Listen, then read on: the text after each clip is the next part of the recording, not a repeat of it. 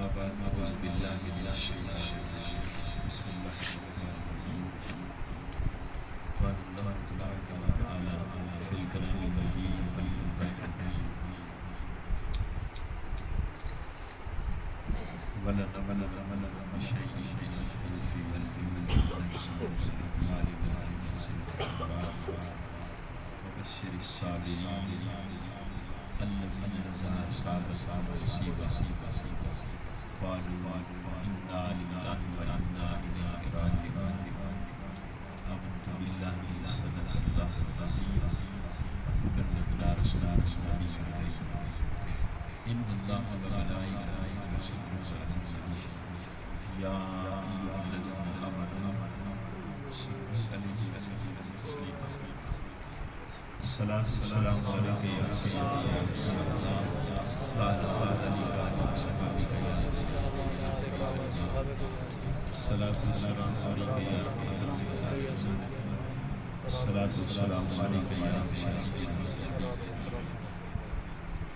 اللہ کو عزت دا کروڑا کروڑا شکر ہے اس مالک کی کائنات نے نبی پاک صاحب اللہ صلی اللہ علیہ وسلم امتی بنائے اللہ کریم نے ارشاد فرمایا وَلَنَبْلُوَنَّكُم بِشَيْءٍ مِّنَ الْخَوْفِ وَالْجُوعِ کسی بانو ضرور آزماواں گے کس چیز دے نال خوف دے نال دکھ دے نال ونقص من الاموال والانفس والثمرات مال دی کمی اللہ دی کمی اور جان دی کمی وبشر الصابرین اور خوشخبری ہے صبر کرنے والے واسطے الذین اذا اصابتهم مصیبہ یہ وہ لوگ نہیں کہ جدوں بھی کوئی مصیبت تکلیف پریشانی نال ہوندی ہے قالوا انا للہ و انا الیہ راجعون تو یہ مصیبت تکلیف دے وقت یہ لفظ کسی اللہ نہیں آئے اور اللہ دی طرف ہی اسی جانا حضرت ام سلمہ رضی اللہ عنہا یہ پاک صلی اللہ علیہ وسلم بیوی ہے زوجہ محترمہ ہے آپ فرماتی ہیں کہ میرے خامن فوت ہو گئے پہلے حضرت ابو سلمہ جدوں دنیا تو چلے گئے بہت دکھ ہویا بڑا افسوس ہویا فرماتی ہیں میں نبی پاک صلی اللہ علیہ وسلم سے یہ حدیث سن چکی ہاں کہ جدوں بھی کو دکھ پہنچے تکلیف آئے انسان انا للہ و انا الیہ راجعون پڑھے اللہ کریم اس دے نالوں بہتر نعم البدل عطا کرتا جو دا نقصان ہویا ہوتا ہے دکھ پہنچیا ہوتا ہے وہ دے نالوں بہتر عطا کرتا حضرت ام سلمہ فرماتی ہیں کہ نہیں حدیث چکی سنی ہاں فرماتی ہیں کہ دل میرے ایک بات آ رہی ہے میرے گھر والے جیسا تو کوئی بندہ بھی نہیں ہے تو حدیث تو ہے سرکار دا فرمان ہے میں پڑھنا شروع کر دیتا دل نے جو تھوڑی بھی بات ہاں کہ میرے خامن جیسا کوئی بندہ بھی نہیں ہے تو بہتر کس طرح ملے گا فرماتی ہیں میں پڑھنا شروع کیتا پڑھتی رہی انا للہ و انا الیہ راجعون تو اللہ رب العزت نے فضل ہویا کہ نبی پاک صلی اللہ علیہ وسلم نے میرے لیے پیغام نگاہ بھیجا اس وقت جا کے یقین کامل ہو گیا کہ رسول اللہ صلی اللہ علیہ وسلم کے لفظ کی صورت اور صحیح اور سچے ہیں کہ جدوں بھی دکھ دے اندر آدمی انا للہ و انا الیہ راجعون پڑھے اس لیے برکت ہے کہ اللہ رب العزت وہ دکھ بھی دور کرتا ہے اور بہتر چیز اس نے عطا کرتا اللہ کریم نے صبر والے واسطے بھی لفظ استعمال کرتے ہیں وبشر الصابرین کہ خوشخبری ہے صبر والے آپ کو پتا ہے کہ صبر کا کی معنی ہے حضور سید عالم صلی اللہ علیہ وسلم نے خود سمجھایا ایک عورت اس کا بیٹا فوت ہو گیا رو رہی ہے رسول اللہ صلی اللہ علیہ وسلم دوسرے آپ نے فرمایا بی بی صبر کر واہ ویلا نہ کر اللہ دی رضا تے راضی ہو اس نے نبی پاک صلی اللہ علیہ وسلم نے پہچانیا نہیں آپ بلو ویکھیا نہیں تو بغیر ویکھے بات کی تھی بھئی جا اللہ دے بندے اپنا کام کر تو سرکار چلے گئے تو ایک آدمی آیا اس نے کہا اللہ دی نیک بندی رسول اللہ صلی اللہ علیہ وسلم ہاں جنہیں تنہیں سمجھا رہے ہیں وہ چپ ہو گئے اور دوڑ کے بارگاہ نبی پیچھے بھی کہ یا رسول اللہ صلی اللہ علیہ وسلم میں صبر کرنی ہوں نبی پاک صلی اللہ علیہ وسلم نے فرمایا صبر وہ ہوتا ہے کہ پہلی چوٹ تے ہی صبر کر لیا جائے کہ جدو دکھ پہنچے تو نال ہی صبر دا دامن اس نو مضبوطی نال تھام لے یہ صبر ہے نہ کہ ہے کہ اپنا رولا شولا پاپ اس تو بعد پھر صبر کرے صبر تو پہلی چوٹ تے صبر اور اس دا اجر کتنا ہے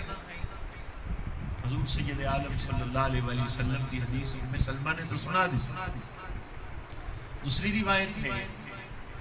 کہ اللہ رب العزت اپنے بندے کسے نو بلند مرتبے تے پہنچانا چاہتا ہے پھر کی کرتا ہے اللہ کریم مصائب و علام تکلیفاں مصیبتاں بھیجدا ہے اور نال اس بندے نو صبر دی توفیق بھی دیتا ہے ایک دکھ تے انسان صبر کرتا ہے رسول اللہ صلی اللہ علیہ وسلم دا ارشاد جو ہے اسمانی ہے اللہ 40 سال بے ریا عبادت کا اجر و ثواب اس بندے نو عطا کر دے اور تھوڑا تھوڑا دکھ اس تے بڑے اجر ہیں رسول اللہ صلی اللہ علیہ وسلم نے ارشاد فرمایا کنڈا میری امت دے بندے کسے نو لگ جائے اور اس تے صبر کرتا ہے تو کنڈے دے بدلے کوئی نہ کوئی اس دا گناہ اللہ معاف کر دیتا ہے اور اگر انہیں 1 سالے ہوئے تو پھر اللہ دے درجات بلند کر دیتا ہے بخار ہو جائے تو حدیث پاک کی ہے 1 دن دا بخار ہوئے اور بندہ صبر کرے اللہ کریم 1 سال دے گناہ اس دے معاف کرے ایک روایت ہے کہ اگر 3 دن کسی نے بخار ہو جائے تو 3 دن یا 7 دن بخار ہوئے اور بندہ صبر کرے تو زندگی دے پچھلے گناہ اللہ سارے معاف کرے اسی طریقے کیونکہ قرآن نے پہلے دسیا ہے وَلَنَبْلُوَنَّكُمْ بِشَيْءٍ مِّنَ الْخَوْفِ وَالْجُوعِ وَنَقْصٍ مِّنَ الْأَمْوَالِ وَالْأَنفُسِ وَالثَّمَرَاتِ اتنی چیزاں قرآن نے گنوائیاں ہیں ان کی آزمائش انہاں دی وجہ تو ہوئے گی قرآن نے جنہی چیز گنوائی ایک چیز بھی دسی کہ جن سے ثمرات دا معنی پھل ہے اتنے اولاد اور بچے بھی ہیں امام ترمذی نے روایت لکھی ہے کہ جدو کسی دا بچہ فوت ہو جائے چھوٹا بچہ اور بندہ صبر کرے اللہ رب العزت عزرائیل علیہ السلام نے پوچھتا ہے اللہ کے سب کو جانتا ہے کہ جدو کسی بچے دی روح قبض کیتی تو اس دے ماں باپ دے دل نے دیکھیا عزرائیل علیہ السلام عرض کرتے ہیں یا اللہ اس دے ماں باپ دا سینہ چیر کے لائے کیا ہے دل چیر کے لائے ہیں اللہ فرماتا ہے فرشتہ اس نے بدلہ کی دینا چاہیے ہے یا اللہ تو بہتر جانتا ہے اللہ رب العزت ارشاد فرماتا ہے کہ جنت تو سوا اس کا کوئی بدلہ نہیں ہے اسی طریقے ارشاد فرمایا سید عائشہ رضی اللہ تعالی عنہ روایت کر دی کہ جس آدمی نے 3 بچے چھوٹے بچے نابالغ بچے فوت ہو جان بندہ صبر کرے وہ 3 بچے جنت جان لئی کافی. آپ نے عرض کی تھی یا رسول اللہ صلی اللہ علیہ وسلم اگر 3 بچے نہ فوت ہوں فرمایا جس سے 2 بچے فوت ہو جان صبر کرے تو 2 بچے جنت جان لئی کافی. یا رسول اللہ اگر 2 بچے بھی فوت نہ ہوں تو آپ نے فرمایا کہ اگر ایک بچہ کسی دا فوت ہو جائے اور وہ صبر کرے ایک بچہ جنت جان لے کافی. جنہیں چھوٹے بچے فوت ہوندے نے رسول اللہ صلی اللہ علیہ وسلم نے فرمایا اللہ انہوں معاشر دن فرمائے گا جنت چلے جاؤ. وہ عرض کریں گے یا اللہ سے کس طرح جائیے ساڑھے ماں باپ اجے پیچھے نے اللہ دے نال ایک عجیب محبت ذوق والا انہوں نے جھگڑا ہوئے نا اللہ رب العزت فرمائے گا کہ اپنے والدین دی انگلیاں پکڑ کے لے گئے جنت. تو یہ چھوٹے بچے جنہیں فوت ہوتے نے یہ پھر اپنے ماں باپ دے انگلیاں پکڑ کے جنت چلے جانے. سیدہ عائشہ نے عرض کی تھی یا رسول اللہ صلی اللہ علیہ وسلم اگر کسی دا کوئی بچہ فوت نہ ہو گئے آپ نے فرمایا عائشہ جس دا کوئی بھی نہیں معاشر دن ہوئے گا اس دا میں ہوں اس لئے کہ میری جدائی دا احساس بھی تو ہر امتی نے ہویا ہے نا.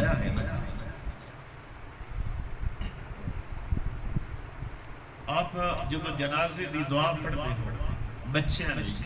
کی دعا پڑھتے ہو اللہم اجعلہ لنا شافعا و مشفعا. بچے دی دعائی نہیں ہے نا